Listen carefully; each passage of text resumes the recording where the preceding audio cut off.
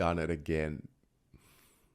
Hello and welcome to the round 22 review after the Blues beat the D's, mate. 9 goals, 60 to 8 goals, 56.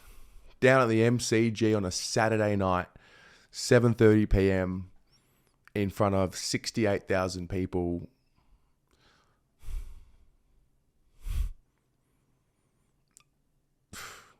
Thought about this review all night and all morning.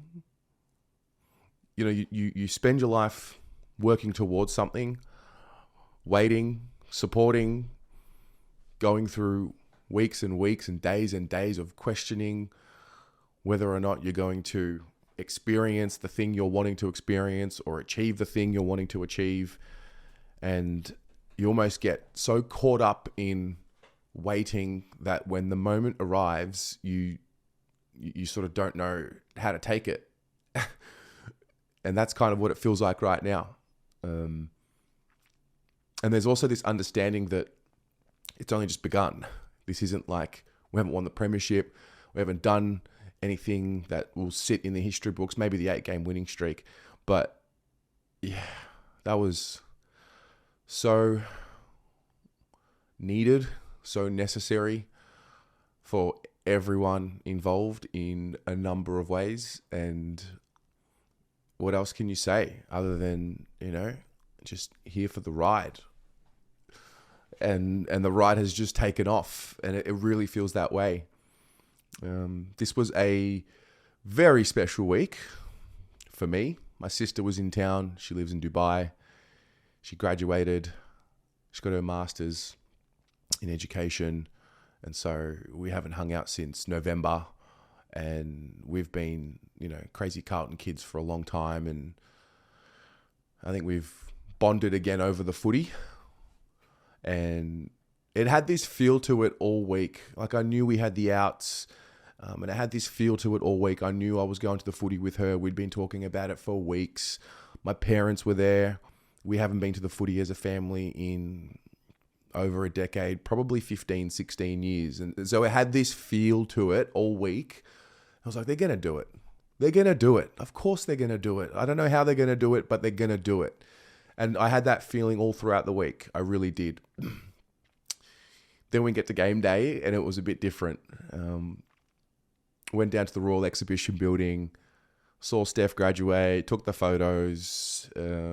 That's special. Just life memories and family memories. We're a very humble family. Parents did all they could just to get us educated. And so to see her go on and announce herself as the smartest in the family and the best one in the family. It was great. And then we get to the MCG, and then you see her face. She hasn't been to the G in years. And to see everyone's faces, I had a lot of tension and a lot of anxiety inside. I was kind of paralyzed throughout the game, paralyzed with everything. Everything was hypersensitive and it was tense. But I was obviously really enjoying it. The first quarter, and to be honest, the first half, I thought was a total arm wrestle, and it was a battle of the defensive mechanisms on either side, which may not have been pretty for the viewer, but I think when you look deeper into it, that's finals footy, that's premiership footy. Premierships are won off the back of defense. I think offense wins your games, defense wins your premierships, and it had that feel to it. And neither side was cracking, neither side was breaking, and it was really impressive to see that we can match that defensive scheme with Melbourne, who are a great defensive side. They've got a couple missing in their forward line, important pieces, just like, we do. And so their defense was tested and our defense was tested, and nobody was letting up. Half time, I think it was 20, we're in the 20s, 22-20 or something like that. It was a really low scoring affair. And the game never seemed to open up. It did a little bit in the third. And then there was a feeling in the game for me in the third, and I was with Steph as well. We were saying, like, the game hasn't really lit up yet. And then you just knew the fourth quarter would come along when it was all said and done. and then the crunch time would come, and then no matter what was happening prior to that, the game was going to be so intense, and intense it was. Fourth quarter starts, so many key moments in that fourth quarter, just throughout the game, but we kicked 2 early goals in the fourth, get us going, and I had a feeling like maybe we would run away with it a little bit. The history books will say that we just hung on, and I think we needed to win like that. I think it needed to be a tough, gritty, defensive win, and that's what it was. And for all the criticism that Vossi copped throughout the losing streak when he was saying it's all about defense, and we were saying, oh no, but we're not scoring enough, I think it's starting to make sense. A lot is starting to make sense, to be honest with you. In my mind, a lot of it. I think the trials and tribulations and, oh man, everything we've watched, all the failings we've watched, all the disappointment that we've watched, it's all part of it. It's all part of the journey. It's all part of the story. Without a test, there is no testimony. You have to have something to overcome in order for it to make sense. And so at the moment, it feels like we are starting to overcome the thing, and we're starting to do the thing. And then, mate, that final siren, when that thing blew, memories you never forget. Whether you've got best friends next to you, family, people you've been going to the footy with, memberships with reserved seats with people that you've met through that way that are always sitting next to you. Like, that was truly an example of why sport is the greatest thing on earth. It brings people together that wouldn't otherwise be together. From this side of the fence, we're just fans who have no control over the result of the game. We just support. We invest our time, which is the most valuable asset that any human being has. We invest everything and we give it all to the club. And I think going into the game, I knew the crowd would get into it, and we did. And there's just so many elements to last night that you can talk about and replay. And ultimately, it's just a memory of a lifetime. That final siren was truly a memory of a lifetime for a lot of kids. I think the last 8 weeks has been a memory of a lifetime. And it's funny because it feels like yesterday it was 6 in a row that we'd lost, 8 of 9. And I almost feel bad talking about it because it's like, it doesn't matter anymore. Just look ahead. But like, you blink and you've won 8 in a row, and it just goes to show anything can happen. There is nothing that's predictable. Anything can happen. Anything can turn around. That's footy. That's sport. That's life. You just keep chipping away, and then eventually it kind of comes together, and it really does look that way. And I think the confidence that we get as well as a club, knowing that we're able to do it the way we did it with, there's 7 guys that you probably could put into that team last night, and I would say 3 of our best 7 players were missing last night, like maybe even 3 of our best 6. And so to do it in that manner, to do it knowing that it was based on system and not on individual brilliance, even though there were flashes of individual brilliance throughout, and for it to be written in the history books as a gritty defensive win makes it so much more special. Every goal matters a little bit more. Every tackle, every toe poke, it all matters a little bit more. And like, for the players, man, what they've been through, for the club, the staff, everyone, for everyone involved. And yeah, the hope is that it's just a real coming together moment. It looks like we have all but clinched a spot in the finals. Obviously, if we go and lose a couple of games and like results don't go our way, we could fall out. Yes, we're playing finals, mate. Get the fuck out of here. And so now all of a sudden it's funny when that mentality goes from they can't do it to what if? Why not us? Why can't we dream? And when that belief kicks in, that is special, because there's a fear of believing. There can be, because a fear of believing means you're willing to put yourself in a situation where you could get hurt. and you could fall.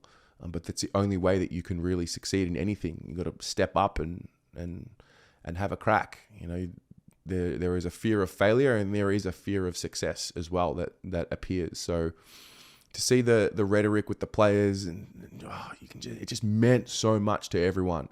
And I think it can only mean so much if we go through what we've gone through as a club and as a group and everything. So yeah, that's the ultimate. That's why we watch. That is why we support, for moments like that. And for a long time, we didn't have moments like that.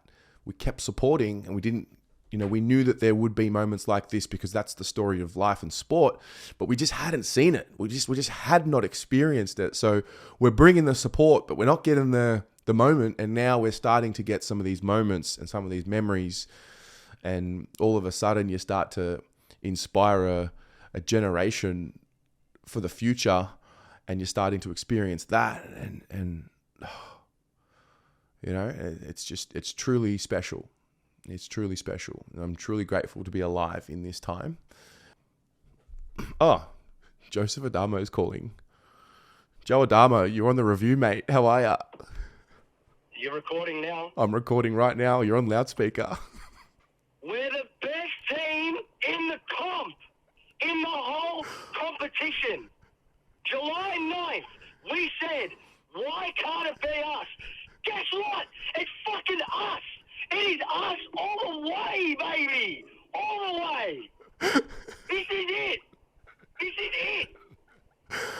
Oh, man. It's so special. It really is. I was literally just saying these moments and these we've been supporting for so long, but we haven't quite had the memories that we knew would come. And now we're starting to get these moments and these memories. And, mate, that's what it's all about.